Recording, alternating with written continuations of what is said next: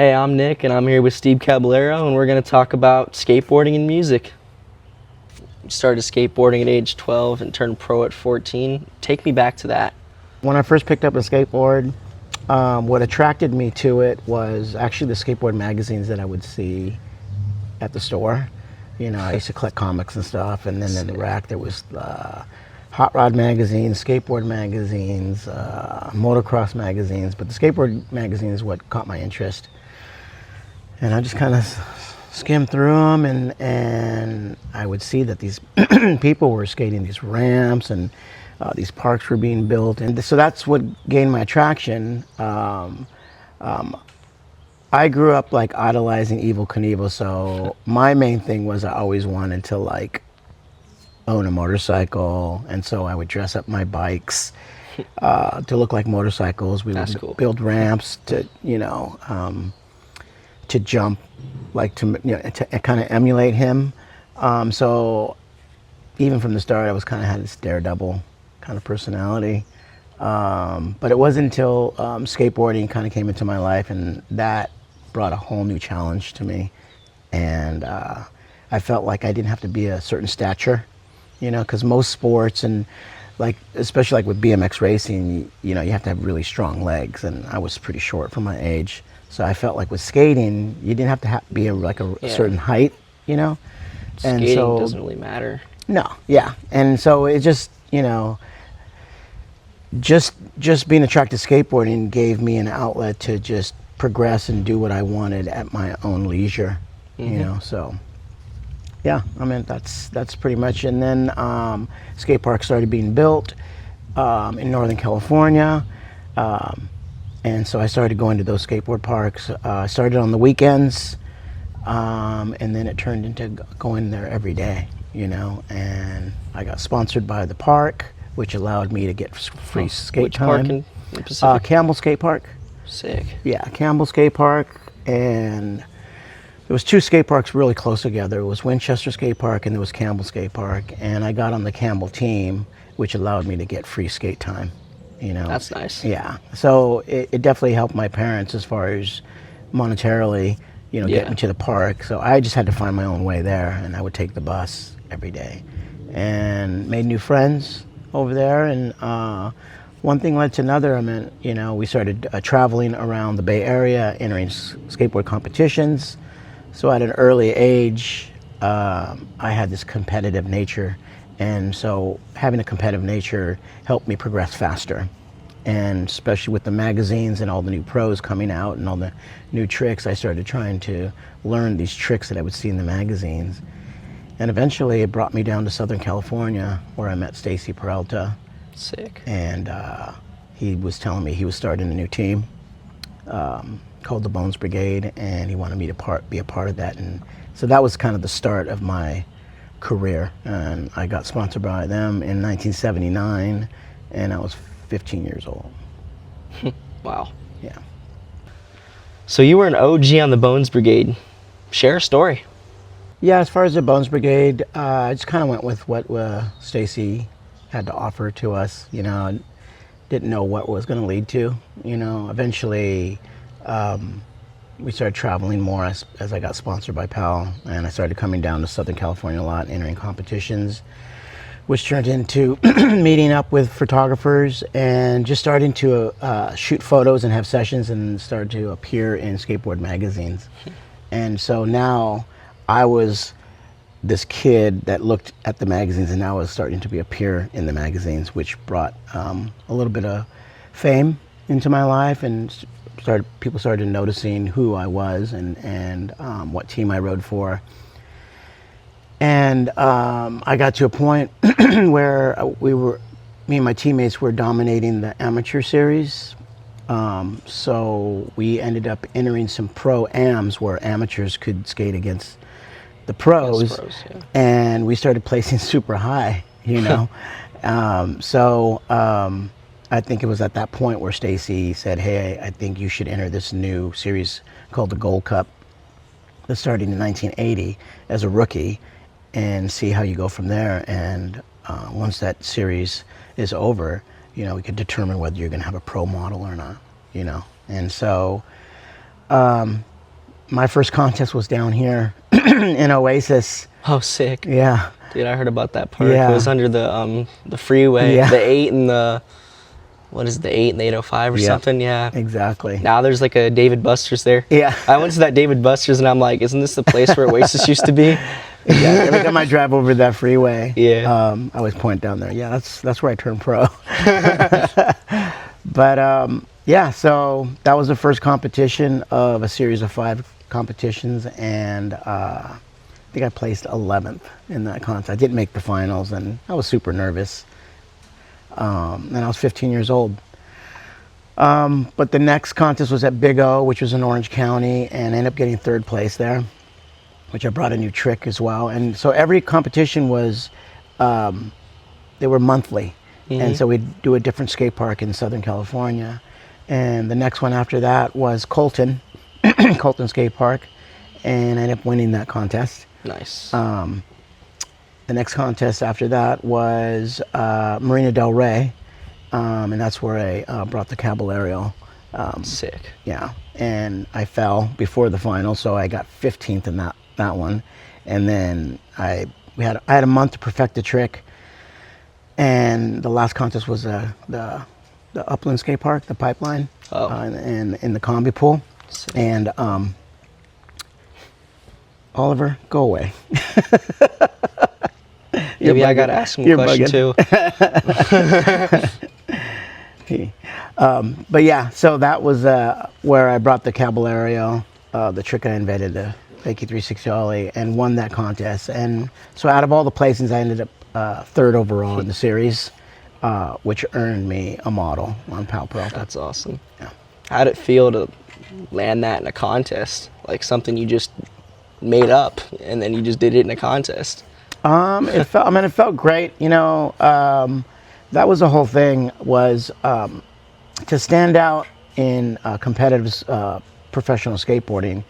You had to have something that no one had. You had to have a new trick. So back then there weren't that many tricks. Yeah. So we were striving super hard to stand out, so the judges would be like, hey, this guy's pretty rad at skating. So after each competition, we'd go back home and try to learn a new trick or invent a new trick to bring something new, because we were competing against the best guys. And this guy, one guy named Eddie Alguera, was the best. He had all these tricks that nobody had. And I used him as a model for me to, you know, emulate and be like, I want to be like the best, so I got to learn all the tricks Eddie Alguera, you know, knows. And so I learned frontside inverts, I learned Algerials, I learned the frontside rock and roll.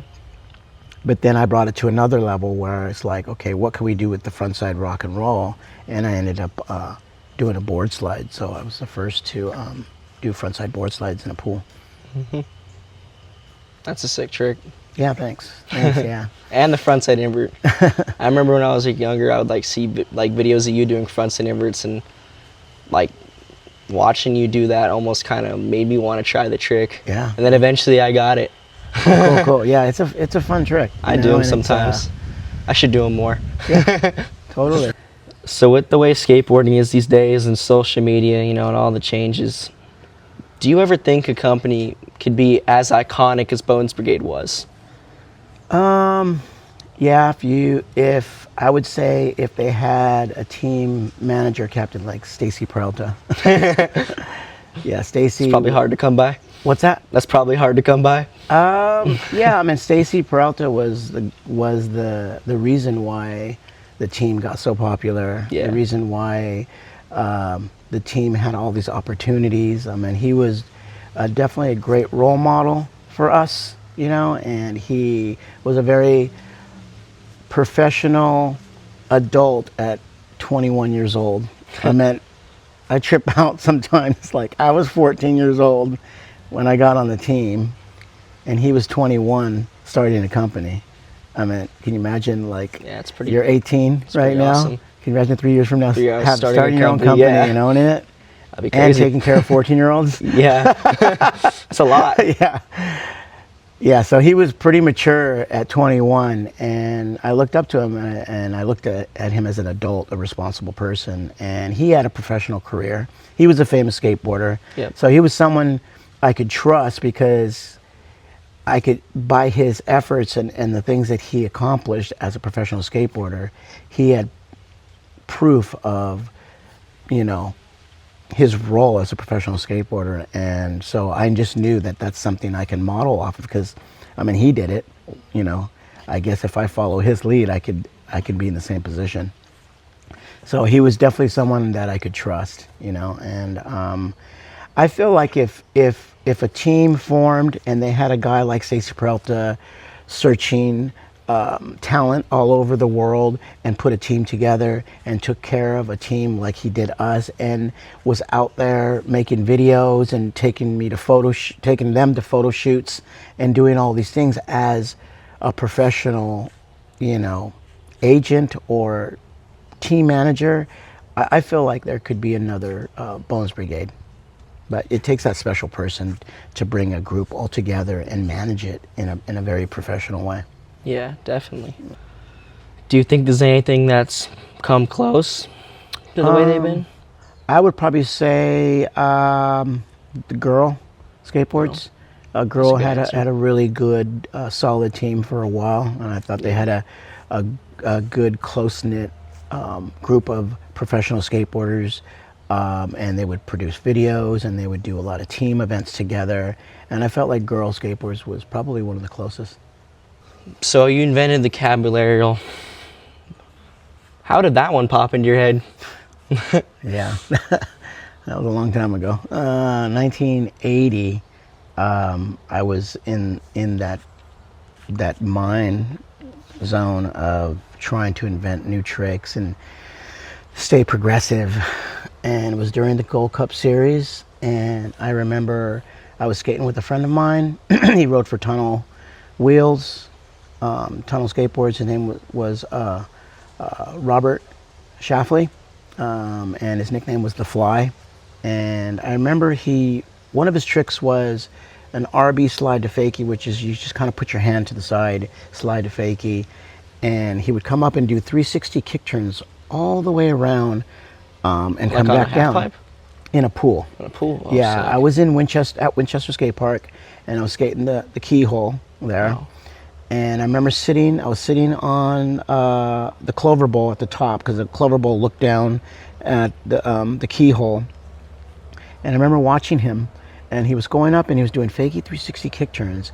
And I remember at one point he attempted one, but he kind of pumped a little too hard, and the board went up and it kind of flailed, and he kind of spun around in the air with the board flailing because he had way too much speed. Mm-hmm. And I was sitting there looking at that, and at that time, fakie ollies was a new trick. That was like a newer kind of big trick, huh? Yeah. And so I could do fakie ollies already. And so I look at that, I was like, I wondered if you could do a fakie ollie and keep your legs in long enough to actually make the board spin all the way around and come around. Yeah. And so when he left, I went in the bowl and I started trying it, and definitely didn't come close. But after a while, I knew that I had to hit the coping super hard, suck my feet in. Yeah. And as I started spinning, I started coming closer and closer, and the board was sticking to my feet, where I was coming around 3/4, and then I would push the board down, but bail. And then one time, after trying it for probably close to 2 weeks, I didn't try it every day, but every time I'd skate the bowl, I'd try it. Yeah. And I came around fakie ollie, and I spun, brought my legs around, and landed 3/4 and slid the other quarter around. Mm-hmm. And I'm like, whoa. I wonder if, I'm like, and I made it. And I was like amazed. I'm like, I wonder if I could just keep my legs in long enough so I can come all the way around. Yeah. So my first ones were kind of 3/4 slided around. I think that's how everybody learns them. A lot of people kind of learn them like that. Yeah. Like my first ever Caballero, I landed sideways and then power slid it a little bit. And then eventually I landed a clean one. That's cool. And now I'd love to do them to disaster. Oh, yeah, That's like one of my favorite tricks to do. Yeah, it's hard. I don't think I've ever learned that one. Yeah. You did this with no concave? Old school board? Yeah, I mean, at that time, concave wasn't a thing, really. Yeah. It was they were pretty flat, and over the years, Skateboard companies have come up with different molds to get a little bit more concave to kind of secure your feet in there a little bit. But yeah, I mean, we just kind of used the boards that we had, and I had these big wheels called mini cubics, and those were huge, but they were still big. And so they weren't mini? Huh? They weren't mini? No, they didn't feel mini. Yeah, so yeah, I was super excited after I landed that trick, and I called Stacy on the phone and tried to explain to him what I was doing. It had never been done, so he didn't really get it. He was confused. He's like, "You're doing what now?" And he's like, "Okay, well, just like show me at the next contest." And that was a Marina Del Rey contest. Yeah. Nice. And so I show up at the contest, and I remember arriving there, and Lance Mountain and Neil Blender are waiting for me in the parking lot, and they're like basically putting my pads on for me to push me up to the upper keyhole to like show them this new trick that Stacy's been bragging about, you know. And finally went up there and tried it like 3 or 4 times and made it, and they were just blown away. Sick. Yeah. So with Tony Hawk Pro Skater 3 and 4 coming out, what are you most hyped about? What I'm most hyped about is the fact that they're actually doing a re-release of the game, and that we kind of got rescanned, so the animation and the visuals are so much better from all the video game creators and the technology that's out there. It's just got a whole new look, but it's got the same vibe as far as like the same characters. I got new characters in there. Mm-hmm. It just looks a lot better, you know, visually. Yeah. What I'm most hyped about is that I was able to squeeze in my new band in there, and we got to promote. So you got Urethane in there? Yeah, we got Urethane in there. I get to promote a song in there as well. So pretty hyped about that. Which song? It's a song called Dog Years. Dog Years. Yeah. So it's going to be huge for Urethane and for promoting the band. You know, because yeah, definitely a lot of people are like super into the video games these days, and it just reaches a far big broad audience. You know, the people that don't really know the band. Yeah. And so a lot of bands on the older games got popular through the video game. Oh yeah, dude. There's whole like Spotify playlists and stuff. Oh yeah. Yeah, dude. There's people like have remade like the playlists from that game. Yeah. I'm seeing it on like Spotify. I'm like, that's hilarious. Yeah. On the earlier games, I introduced a band called Millencolin from Sweden.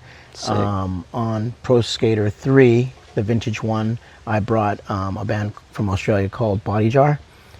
And so they got popular through the video game, and which is very unique about what's all happening now is the game's being re-released. That means Body Jar's in there.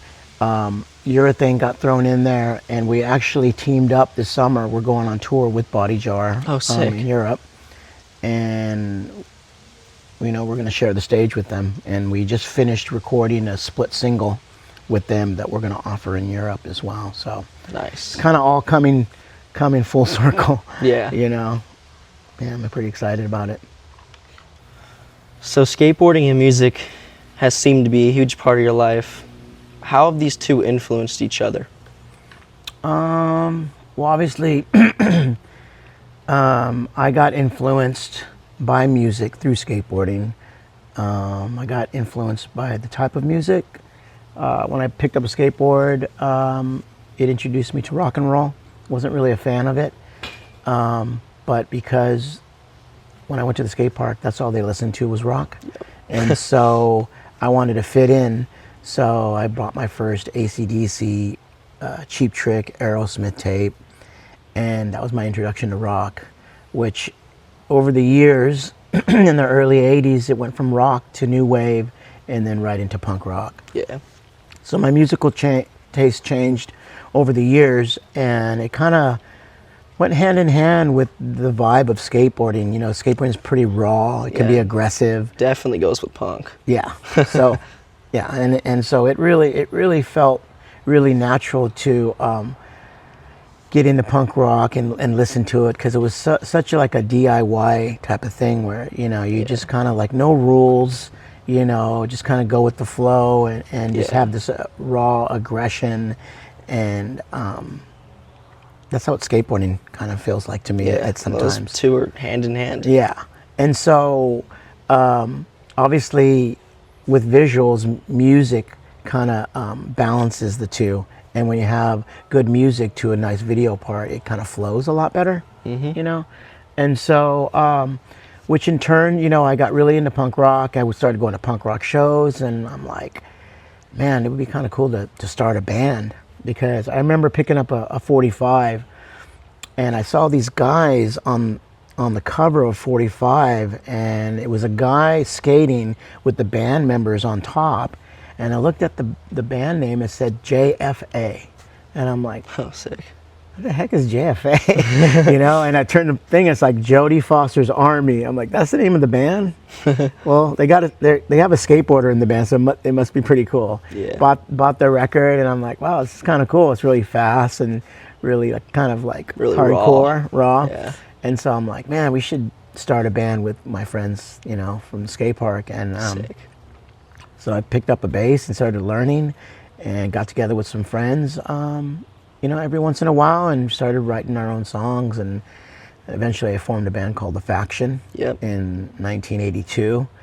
And we, you know, started writing songs, started playing gigs. Then we started doing some tours around the U.S. on our own. Sick. I was printing my own shirts in my patio. Oh, that's my sick.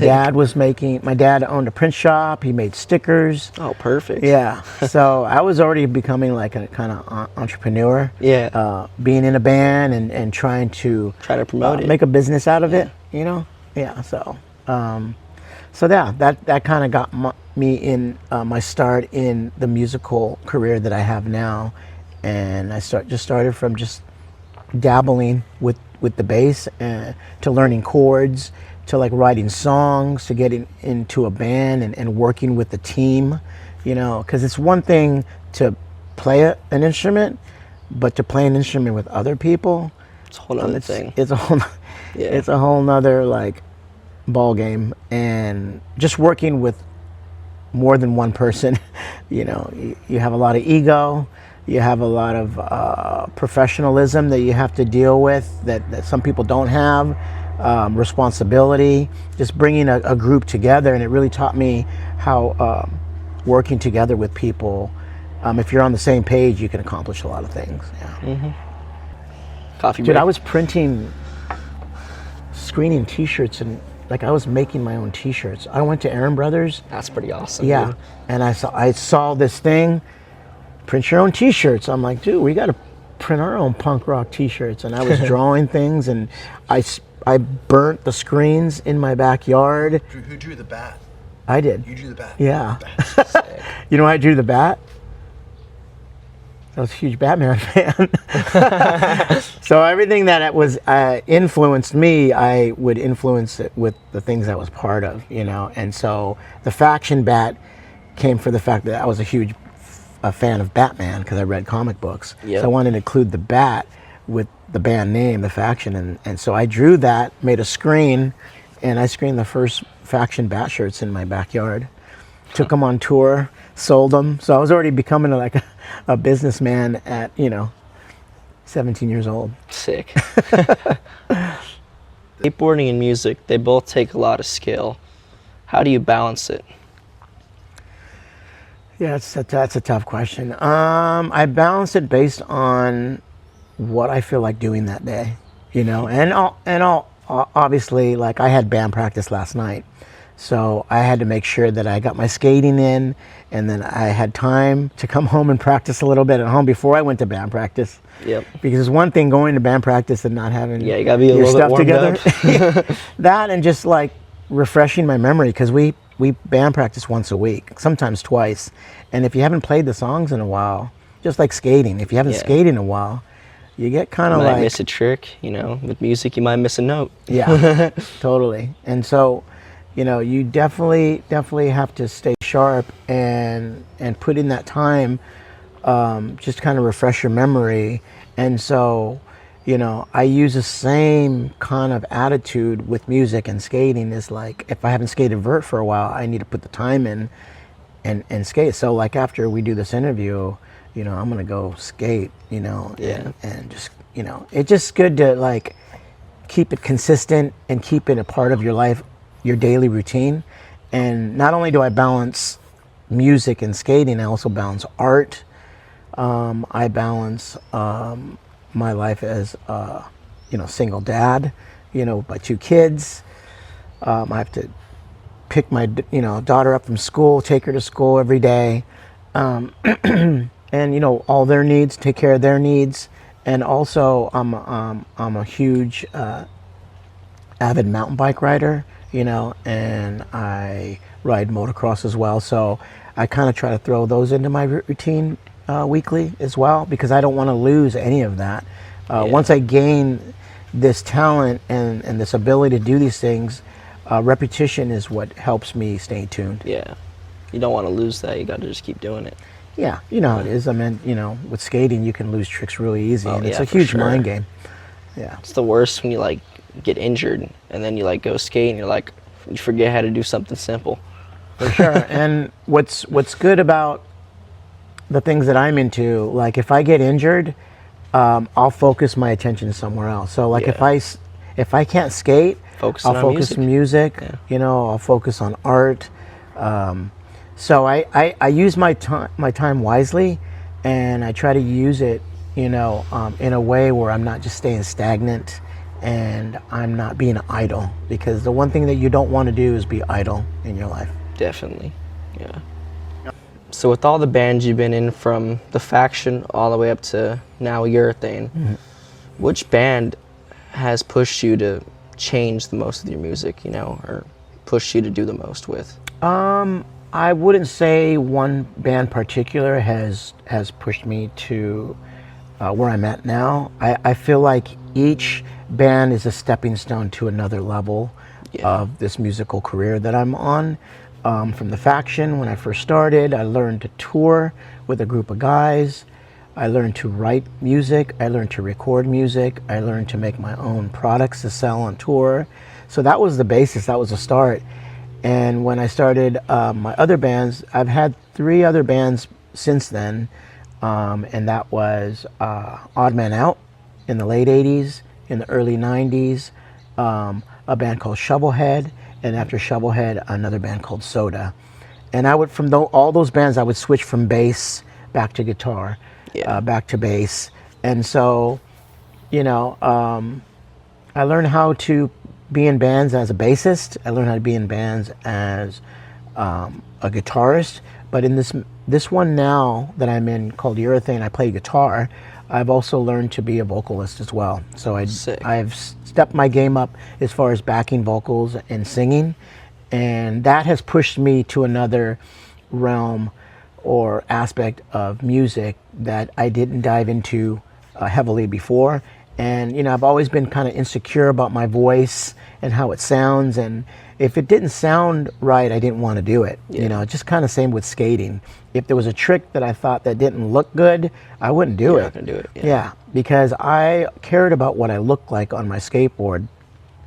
And so when it comes to music, I care what I sound like. Yeah. And if a chord doesn't sound right, I'm changing it. If I'm trying to sing a part, if I get, you know, opinions from the other band members, hey, that doesn't really sound good, I'm going to listen to them. I'm not going to have this ego and be like, well, I want to sing it, you know. If anything, I want to learn to sing it the best I can, that people that will enjoy what I'm doing. So, yeah. As a musician, I'm always pushing myself to be better. You know, you can always be better. I feel like you can't reach a certain point where you've done it all. You know, you can always progress. And you know, I'm starting to dabble into playing some piano as well. Oh, sick. Yeah. So that's another aspect of music that has gained my curiosity. You know, and so, you know, I even messed with drums for a little bit. Yeah.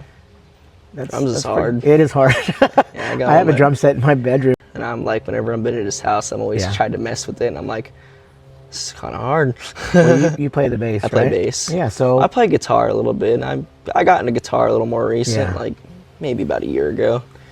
yeah, so like once you get to a certain point, it'd be kind of cool for you to like hook up with your drummer friend and I want to play in a band for sure.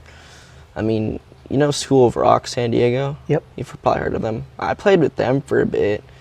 I used to do that. I did a couple punk shows with them.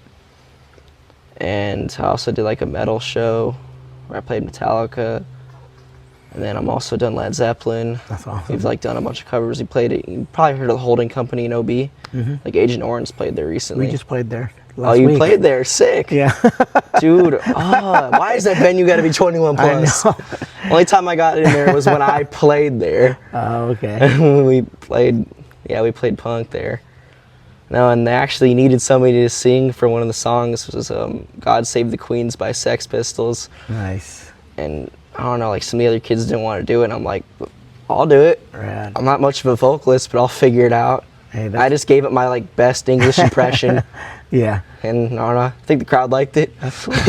No, yeah, I mean, yeah, just putting yourself out there is your first step of progressing at something. Just not being afraid. And I was afraid at first. I walked out and I was like, a lot more people here than I thought. Yeah. I think if you have confidence, it's not going to matter how many people are out in the crowd. Yeah. Just do your thing and just focus on yourself and focus on doing the best performance you can. And yeah. So, you played with a lot of bands, you've done a lot of tours.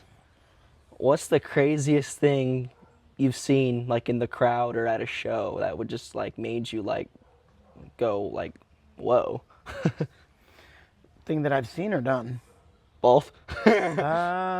Craziest things I've done is being on the Vans Warped Tour and joining the stage with these huge bands that I look up to, and them knowing that I play music as well and inviting me on stage to, be a guest player on one of their songs.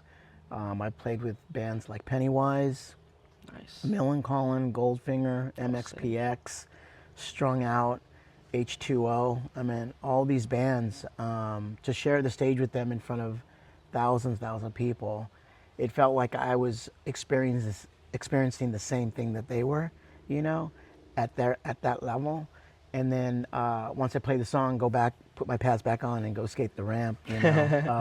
That was probably the craziest experiences I've ever had, being as a musician. To the point where like now, we're with my new band Urethane, we're actually playing the Vans Warped Tour. Oh, sick. Yeah. Are you going to be at the Long Beach one? Won't be at Long Beach. I want to go to that one. Oh, yeah? Yeah, they're going to have we're revert talking ramp. about it. Oh, yeah, it's going to be good. I think my daughter and both my daughters and her friend are going to the... I'm going to be on tour with Urethane in Europe. Sick. So we'll be touring with Body Jar at that time. So I'm going to unfortunately miss that stop.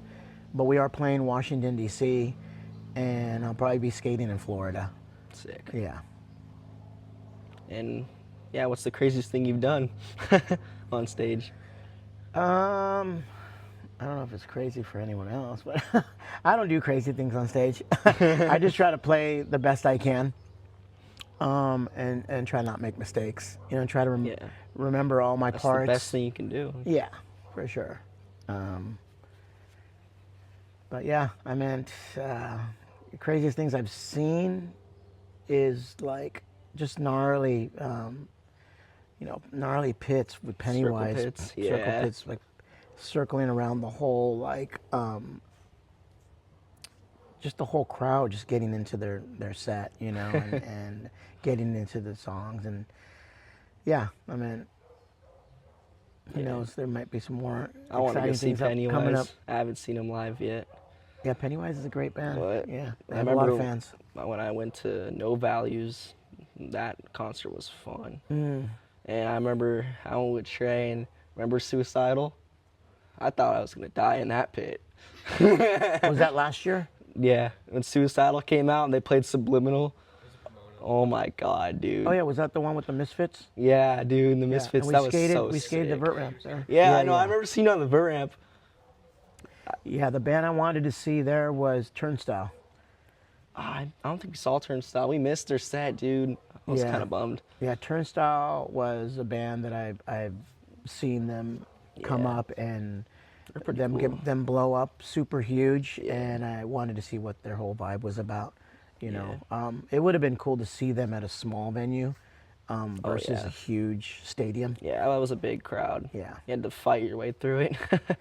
Yeah, During unfortunately, Misfits, I wanted to get to the front so bad, me and him.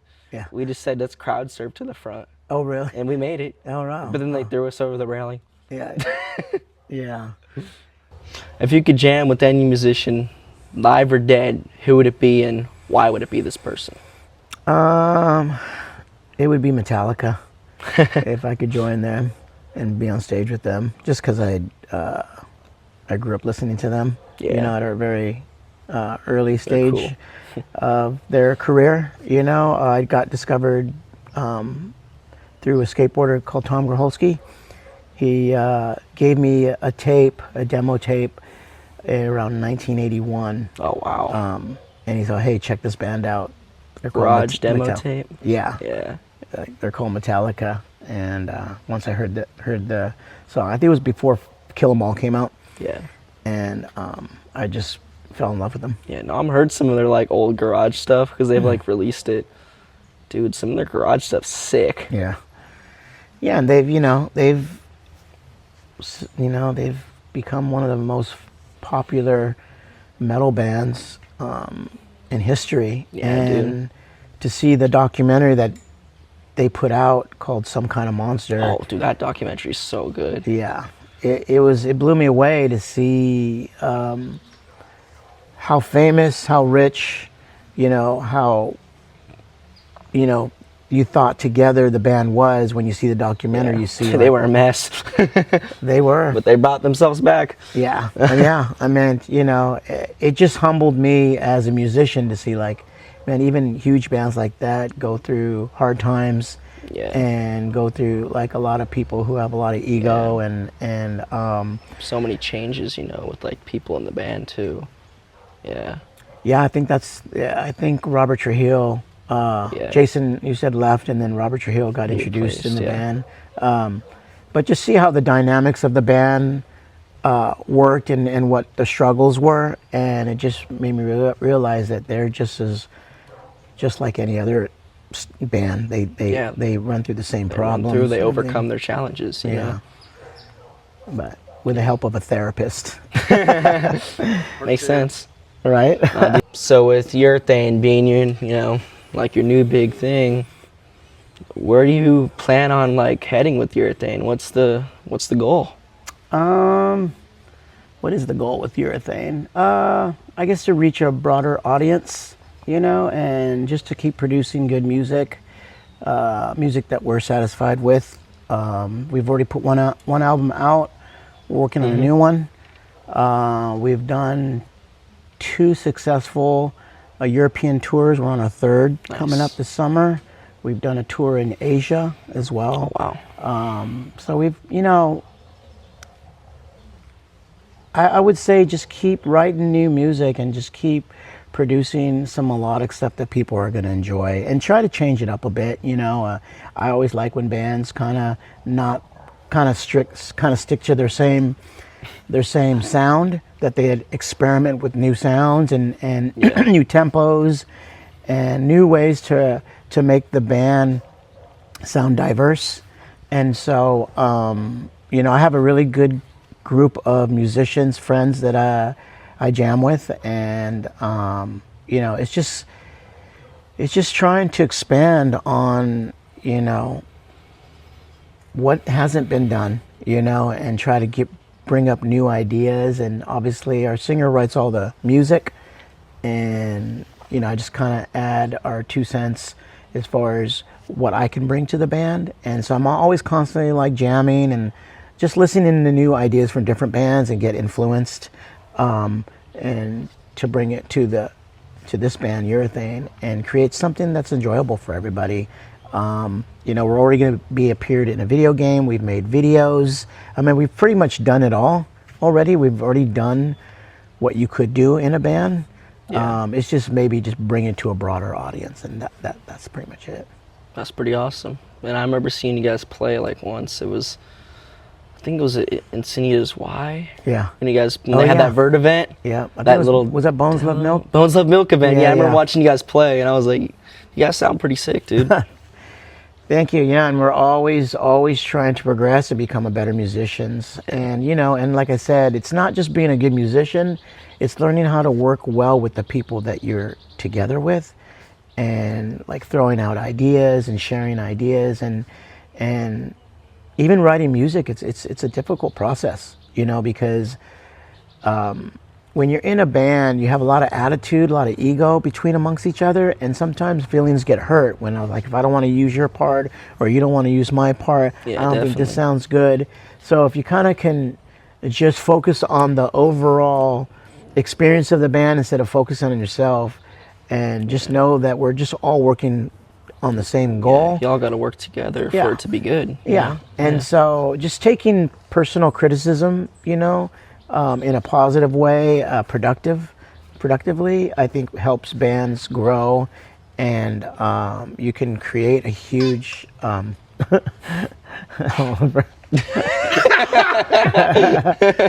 see this, man. This dog is hilarious, dude. One of his many toys. He's like, you guys are boring me. I want some attention. He's got it now. He's like, maybe I'll get this toy to distract you guys. What advice would you have for people who are serious about music and skateboarding? The best advice I could give as personal advice is just, just keep your focus. Don't let distractions come in to play, because I feel like when people are trying to reach a goal, they let these other distractions come into their life that kind of take away from the process. And so it's just being wise and knowing what is distractive to you, and that's going to take away from that goal that you set. And so, just try to stay away from vices, things that are going to take you away from the time it takes to create the ability and the talent and the skill, and that can even be a relationship. I was thinking that. Right? Relationships, I mean, that's a process in itself. Yep. That takes a lot of time to build and to grow. And so when you're with somebody that understands you and who you are and what you want, you can have a healthy relationship with someone that's got to be right. That's there to go along the journey with you and not take away from what your focus is, and vice versa. That person might have a goal that you're dating or you have a relationship with, and for you to be that person to support them and not take away from what they're trying to accomplish. I think when you meet someone like that, then you're on your way. For sure. But staying away from alcohol and drugs is huge, and just focus on being healthy. Having a healthy mindset, being around positive people. Obviously, when you're around negative people, you don't really get much done. They're sitting around complaining, which in turn turns you into a complainer. And just never being satisfied and happy. And so what I try to do myself is I try to surround myself with positive, happy people that are inspired and encouraged to progress and become successful. And that's how you become successful at anything that you put your mind and heart to. Yeah. Hey, Steve, thanks for your time, and let's skate.